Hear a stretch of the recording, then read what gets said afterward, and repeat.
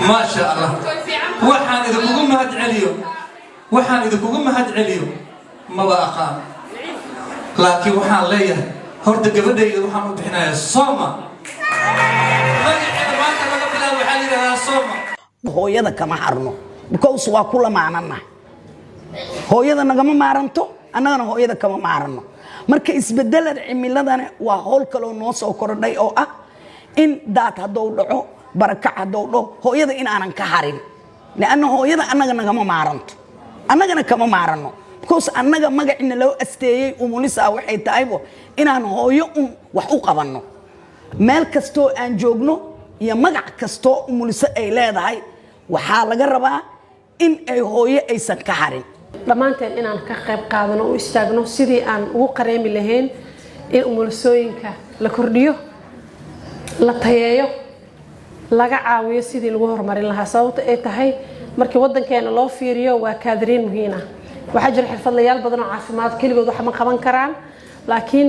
bulshada qayb muhiim ah uga jiraan hadda dib u fiirisaan historiga markay bilaabanayaan wadanka burburay waxyaabo ugu horeeyay oo la furay mid wifriga kama mid ahayn hadduu soo gaaro hindii sharciyeedkan maanta waxa manaa wasaaradda caafimaadka dad baa ka jooga waxaan ka rajaynaynaa in hindii sharciyeed ka hadlaaya sidii loo horumarin lahaa maaragtay ururkan maxay Soma iyo gabdhaha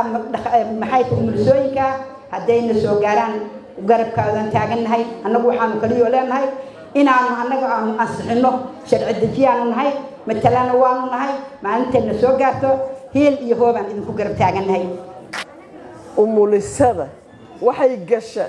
iyo waxay gudda caalamka waa laga ogyahay caalamka oo dhan waa laga ogyahay tixgelintaasina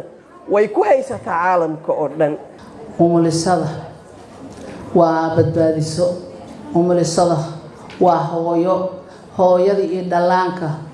kala badbaadinta ilaaha wax badbaadiye umulisooyinka shaqada ay hayaan hadii lagu maamusi lahaa waxay mudan yihiin in bilada loo xiro maanta waa maalin qiimo badan umulis hadii waa hooyo waxay dabooshaa wax kasto umulisadana waa hooyo kale in adduunka loo asteeyo maanta waa wax aad iyo aad aan ku wada faraxno waxaan u hambaleynayaa dhammaan muxuu ahaa umulisooyinka adduunka